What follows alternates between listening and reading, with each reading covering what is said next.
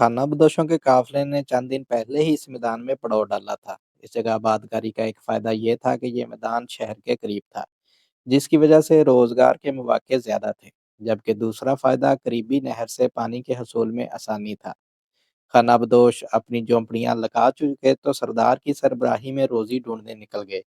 इनके पड़ाव से चंद किलोमीटर दूर ईंटें बनाने के भट्टे थे।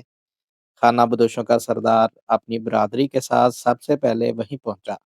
वहां 5 भट्ठे थे, जिनमें से 3 पर काम हो रहा था। सरदार ने अपने तजर्बे से अंदाजा लगाया कि अफरादी कुव्वत की कमी की वजह से 2 भट्ठे बंद पड़े थे, इसलिए काम मिलने के इम्कानात ज्यादा हैं। इसने वहां मौजूद मजदूरों से ठेकेदार के बारे में पूछा, तो पता चला कि ठेकेदार तो महीने बाद ही आता है, लेकिन इसका मैनेजर दफ्तर में मौजूद है। भट्ठों के करीब ही एक पक्का दफ्तर था, जिसके बाहर एक बड़ी सी मेज और कुर्सी पड़ी थी और पास ही पंखा रखा हुआ था। जनरेटर की वजह से माहौल में पेट्रोल की बू सरायत कर चुकी थी। मैनेजर दफ्तर में बैठा था। सरदार अपने साथ 4 समझदार आदमियों को लेकर दफ्तर में दाखिल हुआ। दफ्तर में घूमने वाली कुर्सी, शीशे की मेज, आरामदेह सोफे, एसी, फ्रिज और टीवी देखकर खानाबदोशों की आंखें फटी की फटी रह गईं। इन खानाबदोशों ने इन सब सहूलतों के बारे में सुना था और शहरों में गुजरते हुए दुकानों में सजा देखा था। पहली मर्तबा थी कि ये लोग इतना करीब से इन चीज़ों को देख रहे थे।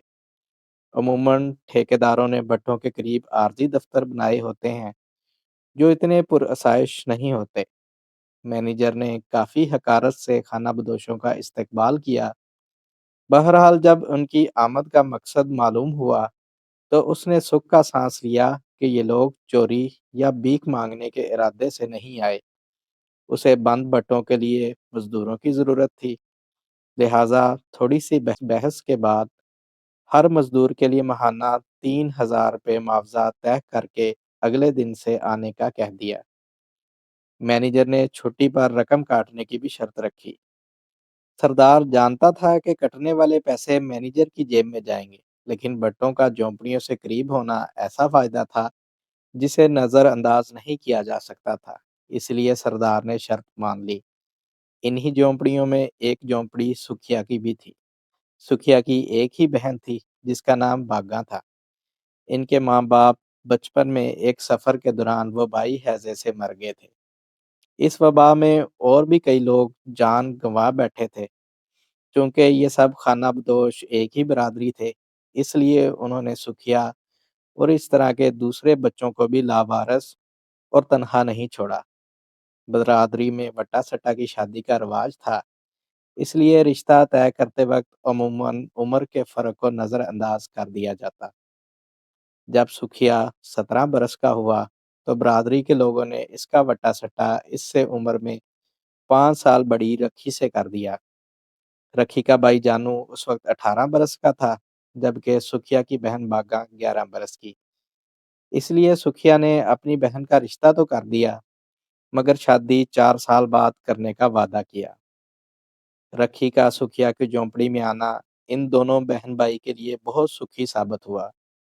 रखी ने बागा को अच्छे बुरे की तमीज सिखाई, जो उसकी शादी के वक्त 11 बरस की हो गई। मगर इसका गोरा रंग हर एक को इसकी तरफ मुतवज्जा करता था। वालदान की वफात के वक्त बागा 3 साल की थी, तो झोंपड़ी की सफाई और चूल्हा संभालने की जिम्मेदारी सुखिया ने अपने सर ले ली, जो वो शादी तक निभाता रहा। इसलिए बागा जिम्मेदारियों से आ रही बगैर दुपट्टा ओढ़े सारा दिन मैदान में बच्चों और बच्चियों के साथ खेलती रहती थी। बागा बगैर माँ बाप के पली थी, इसलिए मालूम न था कि खुद को लालची नजरों से कैसे बचाए। अक्सर बरादरी की औरतें उसको डांटती कि चुन्नी ओढ़ाकर चूल्हा संभाल, भाई को सुख दे, मगर कोई उसको ये ना बताती कि ये सब कैसे करना है। रखी ने सबसे पहले सुखिया से बागा के लिए दुपट्टे मंगवाए। आहिस्ता आहिस्ता इसे अपने साथ घर के कामों में मसरूफ किया। रखी कढ़ाई करती थी, इसलिए बागा को भी कढ़ाई सिखाई गई, ताकि वो भी रखी के साथ रुमालों और दुपट्टों पर बेल बूटे बनाए اور سکھیا شہر جا کر بیچ آئے۔ مگر باغاں کا دل اس کام میں نہیں لگا۔ وہ اپنی بچپن کی سہیلی شیدا کے ساتھ بٹیوں پر جانا چاہتی تھی۔ جس سال خانہ بدوشوں نے میدان میں پڑاؤ لگایا تھا، وہ سال وعدے کے مطابق باغاں کی شادی کا سال تھا۔ باغا نے برادری کے رواج کے مطابق شادی کے لیے پیسے جمع کرنے تھے، لہٰذا سکھیا نے اسے بٹیوں پر کام کرنے کی اجازت دے دی۔ باغا شیدا کے ساتھ مل کر مٹی گوندنے کا کام کرتی۔ شیدا کی شادی کے دن رکھے جا چکے تھے۔ اس کے منگیتر غلاموں نے اپنی جھونپڑی کے لیے پیسے اکٹھے کر لیے تھے۔ غلاموں شیدا سے 10 سال بڑا تھا اور اس کی پہلی بیوی مر چکی تھی۔ پہلی بیوی سے اس کی کوئی اولاد نہیں تھی۔ شیدا کے والدین نے بیٹے کے وٹے سٹے میں شیدا کا رشتہ دیا تھا۔ باغاں کا سفید رنگ مٹی سے لت پت ہاتھوں میں بھی چمکتا تھا۔ سورج کی گرمی سے اس کے گال سرخ ہو جاتے تھے اور آس پاس کام کرنے والے چوری چوری نظر اٹھا کر اس کو دیکھتے تھے۔ لیکن جانو کی منگیتر اور سکھیا کی بہن ہونے کی وجہ سے کسی کی ہمت نہیں تھی کہ کوئی اسے کچھ کہے۔ یہ پہلی دفعہ تھی جب باغاں کو اپنی خوبصورتی کا ادراک ہوا تھا۔ وہ فارغ وقت میں شیشے کے سامنے بیٹھ کر خود کو دیکھتی رہتی۔ رکھی نے اس تبدیلی کو بانپ لیا اور موقع دیکھ کر سکھیا کو خبردار کیا، مگر وہ اپنی لاڈلی بہن کے خلاف ایک لفظ نہیں سن سکتا تھا۔ اس لیے الٹا اس نے رکھی کو مارنا شروع کر دیا۔ مہینہ پورا ہوا تو سارے مزدور دفتر کے باہر مینیجر کے پاس اپنی اپنی تنخواہ لینے کے لیے پہنچے۔ مینیجر حسب معمول تنخواہوں سے ناجائز کٹوتی کر رہا تھا، مگر جب باغا کی باری آئی تو اس نے مینیجر کو ڈانٹتے ہوئے کہا کہ میری تنخواہ سے 1 روپیہ بھی کاٹا تو مجھ سے برا کوئی نہیں ہوگا۔ مینیجر نے باغا کو ہمیشہ دور ہی سے دیکھا تھا۔ آج باغا کو اپنے سامنے کھڑے دیکھا تو اپنی کمینگی چھپا نہ سکا اور میز کی دراز کھول کر باغا کو نوٹوں کی گڈی دکھاتے ہوئے بولا، تو 1 روپے کی بات کرتی ہے، اگر تو چاہے تو یہ سارے نوٹ تیرے ہو جائیں گے۔ یہ سنتے ہی باغا کے وجود میں آگ لگ گئی۔ اس نے میز پر پڑا پیپر ویٹ اٹھایا اور مینیجر کے سر پر دے مارا۔ ماں بہن کی گالیاں دینے لگی۔ مینیجر نے مزدوروں کے بے قابو ہونے سے پہلے ہی باغا سے معافی مانگی اور معاملہ ختم کیا۔ چند دن بعد ٹھیکیدار بھٹوں کا کام کا معائنہ کرنے پہنچا۔ مینیجر کے سر پر چوٹ دیکھی تو پوچھا۔ مینیجر نے پوری داستان سنا دی۔ یہ سن کر ٹھیکیدار کہکہا لگایا اور مینیجر سے کہا، تم بزدل ہو جو ڈر گئے، کسی دن مجھے اس لڑکی سے ملوانا۔ مینیجر اگلے ہی دن باغا کے پاس پہنچا اور ٹھیکیدار کا پیغام پہنچایا۔ باغا مٹی سے لت پت ہاتھ لیے ٹھیکیدار کے پاس پہنچی، جو اس وقت دفتر کے پچھلے حصے میں اس کا انتظار کر رہا تھا۔ پہلے تو اس نے باغا کے کام کی تعریف کی، رفتہ رفتہ پٹری سے اترنے لگا اور اس کی تعریف کرنے لگا۔ باغا خاموشی سے سنتی رہی۔ اچانک ٹھیکیدار نے باغا کا ہاتھ پکڑ لیا۔ وہ اسی لمحے بجلی کی پھرتی سے مڑی اور کیچڑ والے ہاتھ سے ٹھیکیدار کو تھپڑ رسید کر دیا۔ پھر وہ غصے سے تیز تیز قدم اٹھاتی ہوئی چلنے لگی تو ٹھیکیدار نے پیچھے سے آواز دی، باغا، قسم خدا کی تم جھونپڑی کے لیے نہیں بنی، تجھے تو کسی پکی کوٹھی میں ہونا چاہیے۔ یہ سن کر باغا دوڑنے لگی اور اپنی جھونپڑی میں جا کر رکی۔ باغا کی سہیلی شیدا کی شادی کا دن بھی آن پہنچا۔ باغا نے اس دن بائی سے ضد کر کے ماں کا چاندی کا ٹکا، نتھ، جھمکے، کڑے پہنے تھے۔ تیار ہونے کے بعد اس نے خود کو آئینے میں دیکھا تو خود ہی ہکا بکا رہ گئی۔ اس کے کانوں میں ٹھیکیدار کے الفاظ گونجنے لگے، تجھے تو کسی پکی کوٹھی میں ہونا چاہیے۔ یہ الفاظ مسلسل اس کا پیچھا کرتے رہے۔ شادی کی تقریب میں بھی وہ گمسم رہی۔ جانو موقع پا کر اس کے قریب آیا اور آہستہ سے کہنے لگا، میں بھی بہت جلد جھونپڑی ڈالنے کے لیے پیسے جمع کر لوں گا۔ اس کی یہ بات سن کر باغا نے بے خیالی میں جواب دیا، میں جھونپڑی کے لیے نہیں بنی، مجھے پکا مکان چاہیے۔ جانو اس کی بات سن کر ہنس پڑا، مگر جب باغا نے اس کی آنکھوں میں آنکھیں ڈال کر اپنی بات دہرائی تو جانو حیران پریشان رہ گیا۔ 2 دن بعد شیدا کام پر آئی تو اس نے باغا کے رویے میں تبدیلی محسوس کی۔ وہ جانو کے نام پر پہلے کی طرح پرجوش نہیں ہوتی تھی اور دل لگا کر کام کرنے کی بجائے بار بار آرام کرنے کے لیے قریبی درختوں کی چھاؤں میں جا کر لیٹ جاتی۔ اس نے باغاں سے اس کی طبیعت کا پوچھا، مگر وہ اسے کچھ نہ بتا سکی۔ ایک دن ایک بڑی سی گاڑی وہاں آئی۔ باغاں اس وقت آرام کر رہی تھی۔ وہ گاڑی باغاں کے پاس آ کر رکی۔ اس میں سے ایک 50-55 سال کے آدمی نے سر باہر نکالا۔ وہ شاید باغاں کی سرزنش کرنا چاہتا تھا، مگر جیسے ہی اس کی نظر اس سے ملی وہ تھوڑی دیر اسے دیکھتا رہا، پھر کچھ بولے بغیر گاڑی دفتر کی جانب لے گیا۔ باغاں اٹھ کر شیدہ کے پاس آئی اور اس آدمی کے متعلق پوچھا۔ شیدہ بھی نہیں جانتی تھی، اس لیے دونوں کام کرنے لگ گئیں، مگر اس شخص کی آنکھیں جس طرح باغاں کے وجود میں پیوست ہوئی تھیں، وہ اس کو بھول نہیں پا رہی تھی۔ بھٹی سے واپسی پر باغاں نے لوگوں کو باتیں کرتے سنا کہ سیٹھ آیا تھا۔ تب اسے پتا چلا کہ وہ شخص سیٹھ تھا جو ان بھٹوں کا مالک تھا، اور یہاں کی اینٹیں شہر میں اس کے زیر تعمیر پلازوں اور گھروں میں استعمال ہوتی ہیں۔ اگلے دن سیٹھ پھر آیا اور واپسی پر گاڑی میں ہی باغوں کو بلا کر اس کا نام پوچھا اور چلا گیا۔ خلاف معمول اب سیٹھ ہر دوسرے تیسرے ہفتے وہاں آ جاتا، کام کے بہانے باغاں کے آس پاس کھڑا رہتا۔ باغا بھی اس بات کو محسوس کر رہی تھی۔ پھر ایک دن سیٹھ نے مینیجر سے کہلوا کر باغا کو دفتر میں بلایا۔ باغا کی آنکھیں عالی شان دفتر دیکھ کر پھٹے کی پھٹی رہ گئی۔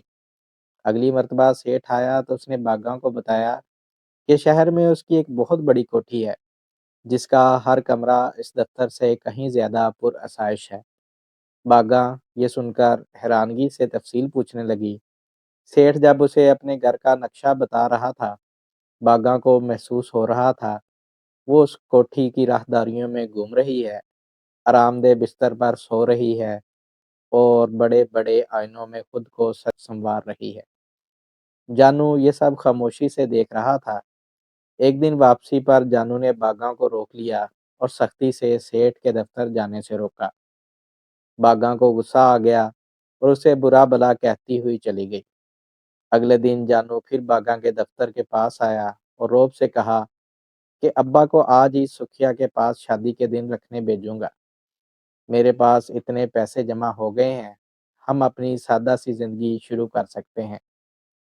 یہ سن کر باغا بولی، میں نے تم سے پہلے بھی کہا تھا، میرے لیے پکی کوٹھی بنواؤ گے تو میں شادی کروں گی۔ تم پاگل تو نہیں ہو گئی؟ جانو ہکا بکا اس کو دیکھتا رہا۔ تم جو مرضی سمجھو، مگر میں شادی اسی وقت ہی کروں گی جب تم پکی کوٹھی بناؤ گے۔ باغا یہ کہہ کر جانو کا جواب سنے بغیر چلی گئی۔ جانو نے سیدھے جا کر رکھی کو ساری بات بتائی۔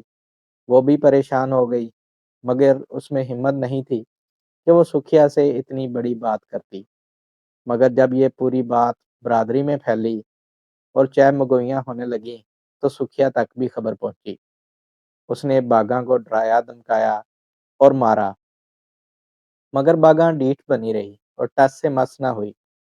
سکھیا بہت اچھی طرح جانتا تھا کہ اگر باغا نے اپنی ضد نہ چھوڑی تو اس کی سزا اسے بھی بھگتنا پڑے گی۔ شیدہ نے باغا کی منت سماجت کی کہ برادری کے قانون نہ توڑے اور وہ خواب نہ دیکھے جو کبھی پورے نہیں ہو سکتے، مگر باغا بضد تھی کہ سیٹھ اس سے محبت کرتا ہے اور اسے اپنی کوٹھی میں لے جائے گا۔ اگر جانو نے مجھ سے شادی کرنی ہے تو سیٹھ کی کوٹھی جیسی کوٹھی بنا کر دے۔ کچھ دن بعد سیٹھ پھر آیا اور باغا کو دفتر بلایا۔ اس مرتبہ سیٹھ اسے شہر کے گھر کے خواب دکھانے کی بجائے روشن مستقبل کے سپنے دکھائے۔ اب سیٹھ صرف باغا سے ملنے آتا، اس کو اپنی محبت کا یقین دلاتا اور اسے خواب دکھاتا۔ باغا اپنی لاج اور بھائی کی عزت اس کے قدموں میں نچھاور کر دیتی۔ یہ بات آخر کب تک چھپ سکتی تھی؟ برادری میں واویلا مچ گیا۔ سکھیا برادری میں ذلیل ہو گیا۔ اس نے ایک بار باغا کو خوب مارا، جان سے مارنے کی دھمکی دی، مگر باغا ڈیٹھ کی ڈیٹھ۔ آخرکار سردار نے باغا کو بلایا اور سمجھایا کہ یہ طور طریقے چھوڑ دے اور رواج کے مطابق جانو سے شادی کر لے، برادری کی عزت کا خیال کرے دوسری برادریوں کو پتہ چلا تو ہم سب بدنام ہو جائیں گے۔ پھر اگر یہ وٹا سٹا ٹوٹا تو اس کے بھائی کا گھر بھی تباہ ہو جائے گا۔ سکھیا اپنی بہن کو واپس لے جائے گا، ان کا بچہ ماں کو ترسے گا۔ باگا سردار کے سامنے تو خاموش رہی، مگر دل میں اس نے ٹھان لی تھی کہ وہ شادی کرے گی تو سیٹھ سے ہی کرے گی۔ سیٹھ کچھ دن بعد پھر آیا، باگا سے معمول کے مطابق ملاقات کر کے چلا گیا۔ اب جانو کی برداشت جواب دے گئی، اس نے رشتہ ختم کرنے کا اعلان کر دیا۔ یہ خبر سن کر سکھیا کی جھونپڑی میں کوہرام مچ گیا۔ رکھی اپنے بچے کو سینے سے لگا کر دھاڑے مار کر رو رہی تھی۔ سکھیا کی بھی ہچکی بند گئی۔ آخر کار رکھی کے ماں باپ نے بچے کو رکھی سے جدا کیا اور رکھی کو زبردستی اپنی جھونپڑی میں واپس لے آئے۔ اس لمحے سکھیا نے پوری برادری کے سامنے باگا کو قتل کرنے کی قسم کھا لی۔ سردار نے حالات مزید بگڑتے دیکھے تو اس وقت حکم دیا کہ یہ فتنہ ختم ہونے والا نہیں، لہٰذا ہم کل ہی اس جگہ سے کوچ کر جائیں گے۔ یہ سن کر باگا کے پیروں تلے زمین نکل گئی۔ اسے اپنی جان کی فکر نہیں تھی۔ وہ شدت سے چاہتی تھی کہ کل کوچ کرنے سے پہلے سیٹھ آ جائے اور وہ سیٹھ سے اسی وقت اسی جگہ نکاح کرنے کا کہہ دے۔ اگلے دن جب خانہ بدوش اپنا سامان سمیٹ رہے تھے، سیٹھ واقعی آ گیا تو باگا نے اس کے دفتر بن بلائے ہی پہنچ گئی۔ سیٹھ نے اس کو یوں اچانک دفتر میں وارد ہوتے دیکھا تو حیران رہ گیا۔